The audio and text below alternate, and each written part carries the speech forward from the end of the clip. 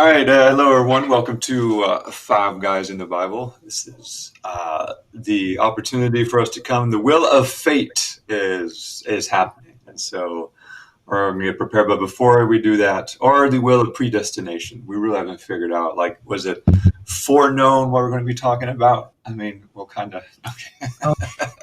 No.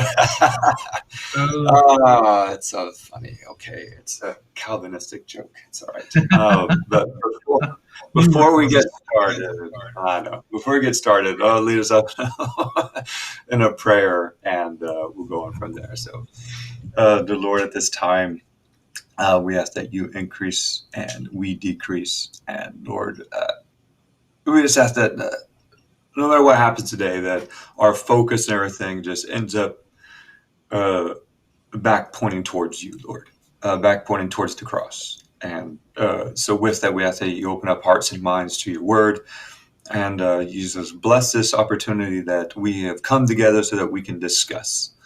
And these things, Lord, we do ask in your name, and amen. Amen. All right, I need to get this right timer up anyway.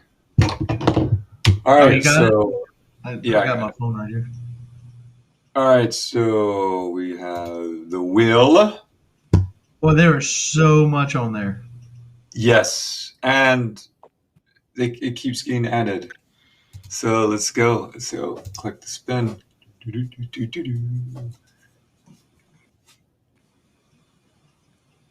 Oh, we already did masks. Are we doing masks again? No, I didn't do not that. since it was like the last episode we recorded or whatever. We did. All right, so we're going to try it again. Spin again? Yeah. Spin again, because that was the last episode. I mean, there's probably more we can talk of. And there we go. Oh, cancel culture. Cancel culture. Cancel culture. Yes. Cancel All right. culture. And so I'm not removing anyone, so it could come back again. But we had just talked about masks, and there really wasn't much more we needed to talk about. There's only so much you can talk about it. I mean, it really boils down to just masks are stupid, right? I mean, we're doing one sentence things there. Right. All right. So cancel culture. Who wants to take this one? I'm not allowed to speak on it because I've already been canceled. So you are perfect for this. So there you go. Yeah. Mr. Canceled himself.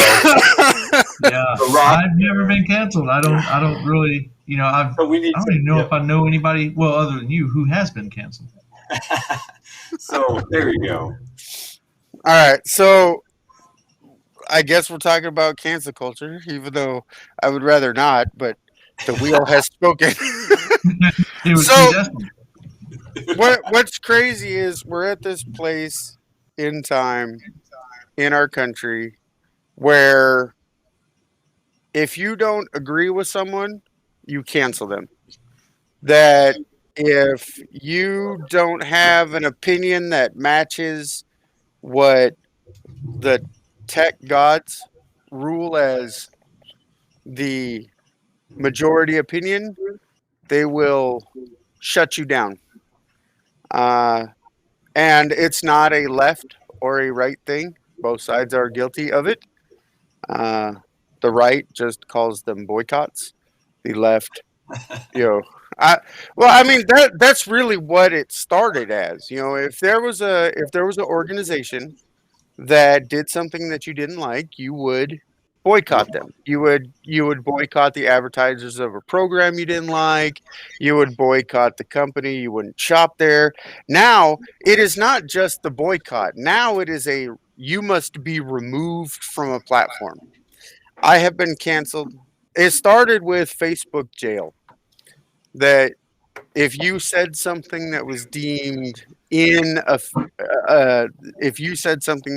offensive or dangerous based on a arbitrary set of rules that whoever was in charge or whoever came across your post deemed that it was offensive to their sensitive morals, then you would go to Facebook jail. And then it became you would be removed from the platform. And That's what happened to me, and I was removed from the platform because I witnessed something on. I witnessed something and knew that the truth would never be told. The real truth would never be told. The eyes on the ground would never be told. So I screen recorded it from the internet live and reposted it on my Facebook, my Instagram, and my Twitter. And within 6 hours, I ceased to be on any of those platforms. And I'm gonna be honest with you. Duty, I don't know, like 2006 maybe. Target was a huge contention between Terry Folk. It was like out through Fort Campbell, like ban Target. Target supports something. I don't even remember the time. It was some foreign, like, oh, they support France or something like that. You know, France was like real big in the avoiding the war and all these things. And you know, they had the oh, you must be French, you're a coward, you know, and all these things. So it's like, oh, don't support Target and all this stuff. It's huge, and I never really put it as cancel culture, but now like that, it's like, oh yeah, okay, I can see that. It's a boycott. But see, it has gone from the point where if you boycott a company, or if you had boycotted a company in the past, there were enough people that didn't agree with your decision that it didn't impact, or it might have impacted an individual show or a TV station or wherever it was played on. It might affect them, but in the broad scheme of things, it didn't. We live in a day and age right now where we're so connected, where you can unperson someone. You know, I don't agree that anyone should have the ability to make someone disappear. You know, in today's society where we're all connected via technology. I mean, even in a form of bullying and cyberbullying. Well, okay, let's take the most prominent example before Trump was Alex Jones. They decided that they didn't like what he said was dangerous, and they unpersoned him. They removed him from all social media platforms, and it was a coordinated effort. It happened in a period of 3 days, right? In 3 days, they removed his Facebook, Instagram, YouTube, anything that, his apps in the Play stores, everything was gone. They removed him as a person because they didn't agree with what he said. And they did a good job because I don't even know who that is. Oh, I bet you know who Alex Jones is. Yeah, they're turning the frogs gay, man. That meme, that's where that comes from. Yeah, he was big. And one of the things is that it's not a consistent. What I've noticed with the cancel culture is there's not a consistent. So if it's quote unquote hate speech you're trying to cancel, then how come I can still go on Twitter and I can still find people who are doing hate speech toward America? I can still find people who believe that the Holocaust never happened and they do tons of hate speech toward Jews. I can still find very prominent people who are said that. But if you look at who they're aligned with, they are aligned with the people who are doing the cancel culture, right? So it's not it's not just a broad cancel culture. Like, okay, it is. We don't like specific people, a specific group of people, even though there are messages that are worse out there. We're going to keep these, but it's only these, and it's a targeted attack, and that's what I don't like. See, here's my problem. I am an absolutist when it comes to the First Amendment.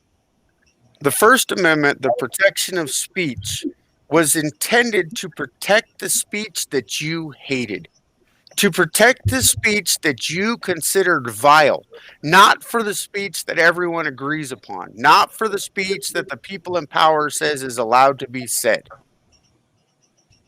The freedom of speech protects the speech that is the most vile, that is the most disgusting speech. But unless it calls for direct violence, it should be allowed to said. And I agree, because I want to know who the idiots are. By all means, let them speak. So I can put them in a box and go, "You're an idiot," and keep them there. You're a you are a you are a problem that I should avoid like the plague. But I wouldn't know that unless I let you speak your opinion. What do we? They How do we apply this to the Bible? Oh, that's easy. If you think about how they are cracking down, especially since January 6th, when everything, when conservatives, Christians, patriots were all classified as terrorists because of the acts of a few hundred people who were a mob. And what they said that their beliefs were instantly became the boogeyman. Not that it's new. Anybody who's been in those circles or has spoken out on certain social faux pas and, sacred cows who have spoken on them and spoken out against them know that it's never been a popular opinion. And it's not God that they attack. Because you don't have any problem saying to an atheist, "God bless you," when they sneeze. But if you mention the name of Jesus, they're going to come after you. If you mention that there is a certain moral law and they're in violation of it and what the consequences of that sin is, they will hate you for that. The problem is that somewhere along the line, we forgot that we can disagree and still be human to each other. What? Nah. Somewhere along the line, we formed this opinion that my feelings matter more than the facts. Facts don't care about your feelings. Also, the truth, Hashtag me too. the truth can never damage a legitimate argument. But they're afraid of the truth. It tells us this in the Bible. Romans 1, they'll hate the truth, they'll hate doctrine. All through the Bible, it tells us that an unsaved world, a fallen world, will hate God. They'll hate Jesus, and they'll hate us. I wonder sometimes, you read between the lines in the pages, right? So in Gospels, when Jesus is running and ministering, doing the miracles, doing the blessings and preaching, teaching, like I wonder, like behind the Pharisees, the Sadducees, they were trying to their best to like cancel Jesus out, right? Yes. Oh yeah, You they gotta threatened wonder, to like, arrest. Jesus would go preach and teach here, and as soon as he was gone, like the Pharisees around the congregation or whatever, and just started like preaching the Old Testament stuff, right? Like the Jewish laws and customs and rules and regulations, and like it's not written that they did that, but like in that time period, they must have done that. No, you read about it in the epistles when Paul had to go back to churches that he had left and said, "What happened?" Yeah. Corinth is the perfect example of that, where he, when he gives them praises and then go, "What happened?" Somebody came in, and it happened like right away, Yeah, it didn't take long. Yeah, Jesus experienced it. If you think about when the Pharisees were getting ready to stone the lady, right? And he stepped in between them, right? And then he said, those without sin cast the first stone. So he stepped in. And that's right there for me is a perfect example of what we need to do when we have the cancel culture is love covers a multitude of sins, right? You show that love. He did not agree with her sin, right? He forgave her sin. He showed love, but he also was saying she does not deserve the death because this cancel. They wanted to cancel her, right? But it's not there. And then he talked to the woman at the well, right? And as well, and he showed love, and so this love covers a multitude of sins. What is it? Romans. In Romans, it talks about it. Romans 12:18, right? If it is possible, as far as it depends on you, live at peace with everyone, right? Above all, and then 1 Peter 4:8, above all, love each other deeply because love covers over a multitude of sins. And so we kind of see this, and that's really how Christ lived. So how as Christians, like, how do we live in this cancel culture? Well, one, we need to make sure that we are loving our enemies, right? We are loving, we are not getting involved, because as we discussed, the right is just as guilty as the left as canceling, right? Well, And they want to fight back. So here's the thing: especially Christians cancel Christians, right? And all four of us have a very similar story with a men's ministry where we were canceled, or at least the attempt was there. Well, okay. Forgiveness was made, and the mistake was realized, and they we all came back together to the table. Which is the amazing part of it that people don't talk about all the time. So often we hear the cancel culture or somebody's this, that, but we never hear the reconciliation part of it, if any. Because the world doesn't want to do it. The world just wants to cancel, forget that you never existed, obliterate you to non-existence, and then never learn from it. Because isn't President Trump, isn't he back on Twitter now? Doesn't he have his social medias back? I don't know. I'm not. I'm not following the news. I was working out and I saw the little blurb on Fox News at the bottom where it said President Trump. He's got his Twitter account back and all that stuff. Somebody fact check me. I might be wrong. I heard he created something. The office of the former president. And he's down in somewhere here in Florida. That's the last I heard, but I never followed him on Twitter anyway. I just saw his tweets, so I don't know. So I don't know, to be honest. No, I don't. I mean, Google's right about everything. I don't have a problem with people canceling who they listen to, not following.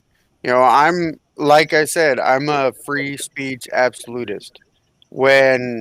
And I mean it, a free speech absolutist. If I don't like what you're going to say, I have several options, but making sure that you can't speak is not one of them.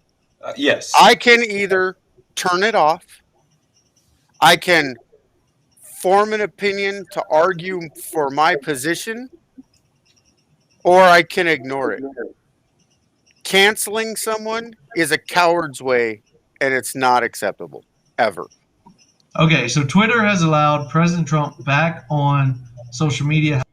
However, if he breaches the platform's rules again, he will be permanently banned. He didn't breach their rules to begin with, but that's a different argument. Right, and there are other people, in my opinion, who have done a lot worse. But there is, but the thing is that they're also a private company. So, but no, hold on, no. If they're going to use Section 230 protections, then they are a platform in which they cannot censor the free exchange of ideas. If they are a publisher and they're protected legally, that somebody can't sue Twitter because some idiot said something, right? If they're going to use those protections provided by the government, then they are not a publisher and they don't get to dictate who can and cannot be on their platform. You didn't finish my argument that I was going to say. If people are treating them and they say, well, they're private, they can do who they want to, then a private business owner who bakes cakes can choose who their clientele is. I'm saying they want to only use. So I'm just saying the whole private thing. I think it's bullcrap how Twitter and all those other Instagram, Facebook, all of them are kind of using Section 230. I do like the fact that there actually is a considered effort on both sides to change 230, which is nice because there were some on the left who realized that it has gone too far as well too, and I do appreciate that. In fact, I've been loving Tulsi Gabbard more and more here lately. Bernie Sanders 2.0. Yeah, it's, you know what, some of the stuff she's been saying though has been like, you know what, I know. No, I get it. I just like to poke and prod. I know, but I think it speaks volumes that even though she had won a primary, she wasn't even invited to the Democratic convention. But that's okay. But hey, we have not heard from John. Is John here? Oh, hey, John. Hey. Up in Minnesota, but probably like 5 below. No, it's Yeah, not. it's It's actually going to be really nice. We're going to get snow. No, I tie cancel culture with tribalism. It's you don't have independent thought anymore. You have echo chambers, which is what I think is dangerous. When people form, and that's the danger of social media, is you get a massive group that forms just one thought process, and any other thought process is instantly destroyed. And that's the way both political parties are. They're so extreme, right and left, that you can't think something on the left has a valid point because that's a Democrat. And if you like that, then you're a liberal sheep. But if you're on the right side, if you're on the left and you think something on the right has, well, then you're just a Nazi. You know, there's no exchange of ideas because they've become tribes. And the tribalism's so deep that they will kill each other in order to prove that their point's better than the other person's point. And that's what I look at cancel culture. And the echo chambers that are created in social media is disturbing to me because it's nothing more than cultism. You know, Jim Jones would have a heyday. He'd be able to kill 8,000, not 800. What the problem is that you have one side that controls the technology. No, you don't. And the other, yes, you do. No, you know, there's Did you see what happened in Parler? I could care less. How do all these right-wing groups get together? So you're telling me that Boogaloo Boys have no way of communicating and no way of recruiting. You're telling me that they do, but they have to use the same platforms and they are scrutinized more. That's what I'm saying. Oh, It is. I think extremes on both sides should be scrutinized. When you're I agree, but you're only government. But the tech gods are only scrutinizing one side. That's the problem. It's victimism. I don't think they're scrutinizing. They may be more harsh on one side because one side has actually attacked the government. I mean, to the point of they tried to overthrow the government Wait. So you're going to ignore the 8 months of riots that happened before? Okay. You don't think that was an attack on the government? I was in Minneapolis. The ones that caused the biggest problem were right wing. The ones that they arrested were right wing. That's one town. Did you watch the live streams for 8 months in Portland when they attacked a government building? They're for still, 8 months? They're still doing that though, and they're going after the DNC. So that's the extremist on the left side. So they should be as right. But you can't sit here and say, okay, one side attacked the government. The other side was attacking the government as much, if not more. In one area, in Portland, yes. In Seattle, to a point when they had their little autonomous zone and all that crap, but the rest of it was intermingled. And once it started, then you have your pods of garbage that get in there and try and, by the cover of mass and by the cover of mob, they try and do crap that they shouldn't be doing. And I think it's both sides, absolutely. You know, I mean, Portland, there's nothing right wing about Portland at all. That is 100% left wing. I mean, they are attacking, and they're attacking still. I mean, they went after the governor. I really think it just goes back to mob mentality. It doesn't matter what side you're on. Portland's not you get a mob mentality. like that, you're going to join. Portland's not mob mentality. Portland's just out there. I mean, they've been that way, Arthur, for how many years? Portland. That's like that's the epicenter for what people consider Antifa. I get it, but my my concern is that it wasn't, if it was just in Portland, I could chalk it up to, Oregonians and Washingtonians doing what they, the left coast doing what the left coast do. But it spread. You had Missouri, you had, Florida, you had DC, New York, Philadelphia, multiple places, and they all had the same ideology, and nobody spoke up against it. I agree.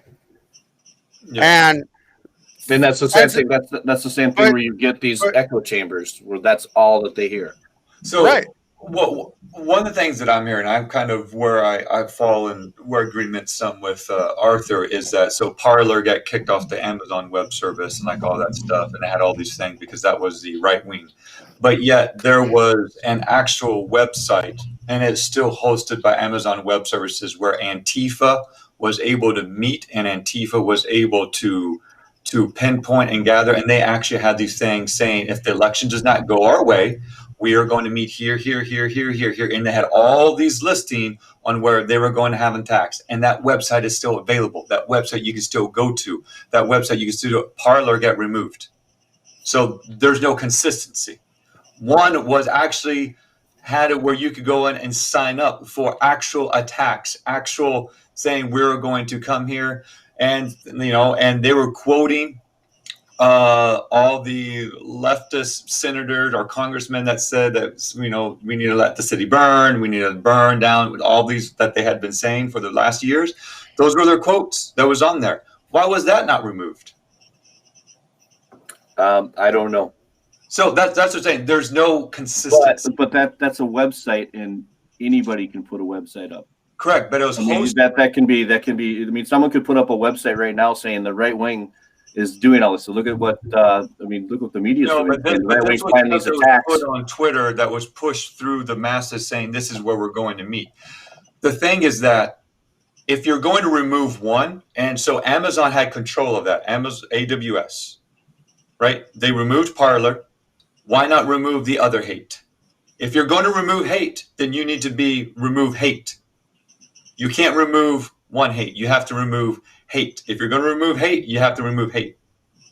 Once you start choosing sides, and the thing is that technology, the big tech people chose sides. Just like with the virus, just like with the masks, just like with everything became political. And the tech giants made it political, and they decided to remove those who are politically different than their views more often than not.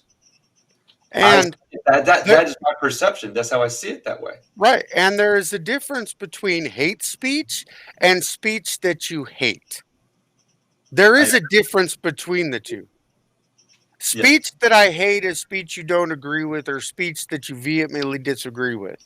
Right? Hate speech is calling for the death or violence against a certain group of people.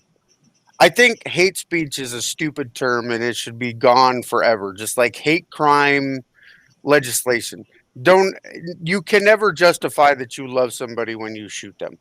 You know what I mean? You can't.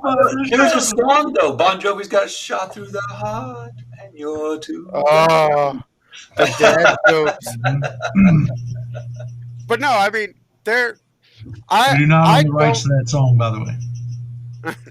I do not care that they decided that they wanted to pull right-wing opinions off of the internet because they viewed them as hateful.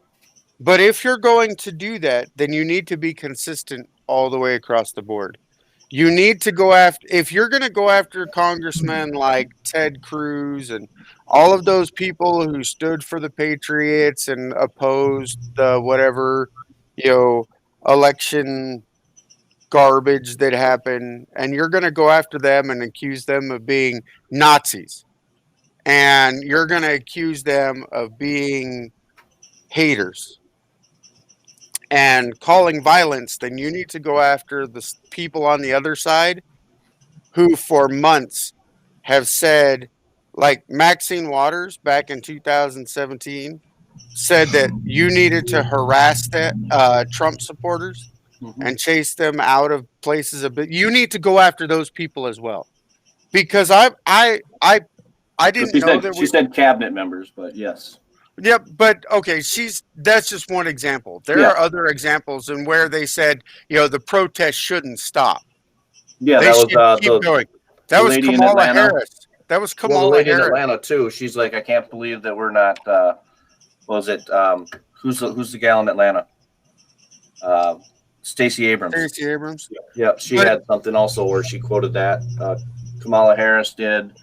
Nancy Pelosi did. AOC. Or how about the ones who have come out and have supported groups or supported things who actually are believe that the Holocaust never happened, or believe that another Holocaust needs to happen, and believe in the termination of the Jews. There are people who have, but that is you get both sides of the extreme there. I just don't understand why there is plenty. They of want to people. speak about hate and continue protest, continue this, continue that. The FBI, they can get rid of people, they get rid of the hate speech, they can get rid of, or whatever you want to call it. Why don't you speak up against child porn, human trafficking, all these websites? Why don't you speak up against that and cancel those? Yeah, which they didn't do. I mean, they the can FBI go through and did an cancel amazing everything job. else. The FBI cracked down on Craigslist. They cracked down on Backpage.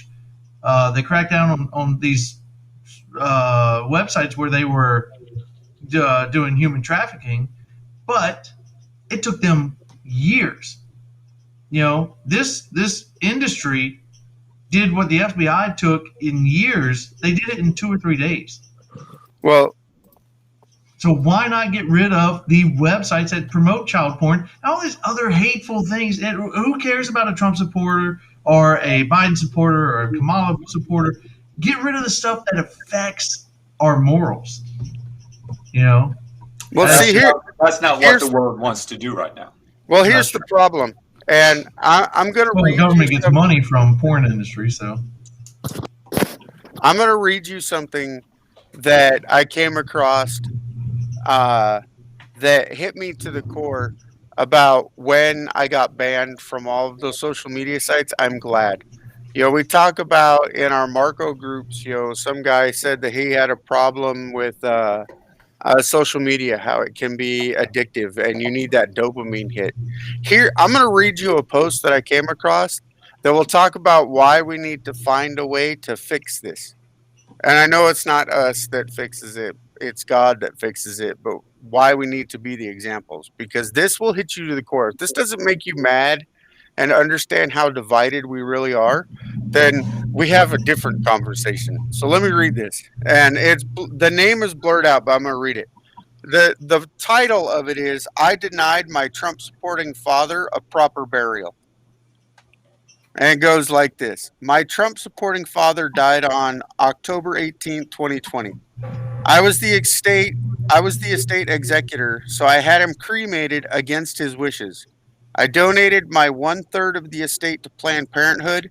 His ashes are now sitting in the garage and waiting for a proper garbage day. Politics. A difference of opinion created so much hate, that this is what is happening. And this isn't an isolated case. I can show you screenshot after screenshot of this type of stuff from the left and from the right. John calls it tribalism, and I agree to some extent, but it doesn't seem like that's an extreme enough, term for that grouping. You know what I mean? It doesn't, with that type of hate that exists, that people put on social media and feel free enough. I have believed for a long time that the problem with our society is that we have embraced shame. There used to be a point where you would never say something like that out loud because of the shame that would bring, not just to your family, but to you personally. That you would it just I don't know how to react to that. I see that, and that's like that's a whole different level. That is more than Trump. That goes back to childhood. Yeah. That type of anger isn't just he's mad at him because he was a Trump. He hated his dad before Trump even came along. I mean that's deeper than Yeah, because the Planned Parenthood dig and yeah. And, that guy's got some issues. That at least goes back to Reagan. Cancel culture is rooted in hate. That's the same. Cancel culture is rooted in hate. And there's really only one way to combat hate, and that's love. But the opposite of love is not hate. The opposite of love is apathy. No, but you show love. Love covers a multitude of sins. I agree. All you need is love. Right. Love. And it's difficult. Love's But all you need. we need to stand fast, hold fast as Christians. And even though we're getting canceled, or you've been canceled, and you've been to things that show that love, right? Like, let's reread Bonhoeffer's, right, Cost of Discipleship, when he talks about what it means to love your enemy. And that is difficult. And we've all walked through a sort of a path where we've been attacked, and we had to, maybe we responded at first the wrong way. But once we responded with love and the other side started acting in love, things got better. Well, you need to define love. As a Christian love. No, you need to define that. Agape. And the reason that I say that is because I love pizza and I love my wife. And they're not the same level of love. We need to respond in agape. How about that? Because there's only one way that agape is used in the Bible, and that's God's love, right? I'm talking about love. I'm talking about the cross. I'm talking about like the forgiveness of sins. I'm talking about loving your enemy in a sense of you're going to intercede for them and you're going to be for them so that they see Christ through your actions toward them, despite them hurling insults, despite them trying to cancel you, despite them trying to wish that you were dead. You love them, you serve them, you honor them, you do all those things as Christ would, so that when they look at you, the only thing that they can see is Christ hanging on the cross, dying for their sins. That's loving your enemies. That's love.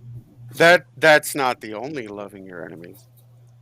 You can discipline them. That is transformational, that shows. And there's so many different ways. You could spend hours talking about how you can do that. That's love. Well, we only got 30 minutes. Well, no, the reason I say that is because I get on fellow Christians' case because they want to talk about love, love, love, but they want to do the hippie love. They want to do the agape, unconditional love, no matter what. Well, guess what? God disciplines. Parents discipline their child, and they still love them. Sometimes the world needs to be warned about the discipline that is coming, even when you're going to be hated for it.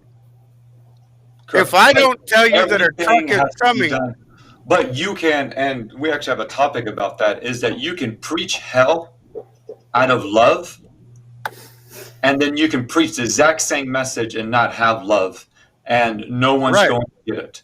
So zealotry without love is cruelty.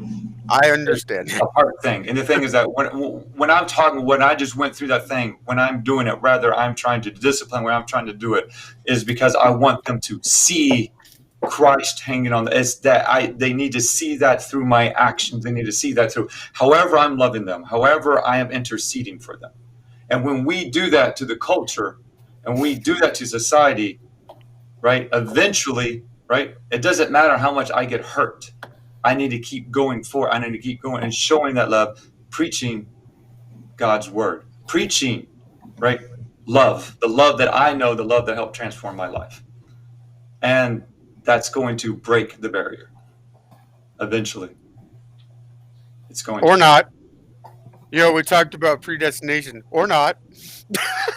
No, it doesn't matter. Eventually it is. I don't care about that. No, I Have one would. thing to do. It's going to. So, all right. But with that, we are done with today's topic. Thank you guys. Went a little over. Got a little excited, maybe a little passionate. I stirred the we still pot. love each other. See, and here's the thing: is we all have kind Poke the bear. Yep. we still love each other, right? Little Despite Tuesday. what is going on. So, but we'll pray us out, and then we'll go. All right, Lord. At this time, we're so thankful that we could come together and we can discuss this. And Lord, it's difficult. We've all been down the path, and I know, Lord, that when I then I'd act within your presence, it just made things worse. And so I just ask for strength, and I just ask for endurance and perseverance, Lord, that we can show the love that is needed so that we can break any barriers, so that we can just continue going forward and love thy enemy. Lord, help us love our enemies and as many ways as possible, and how that shows. And we just ask, Lord, that just that hedge of protection around us as we go out into the world and we show them your love. And these things we just do ask in your name, Lord, and amen. Amen. Amen. Amen. All right, we will see y'all next time. Whoop, whoop.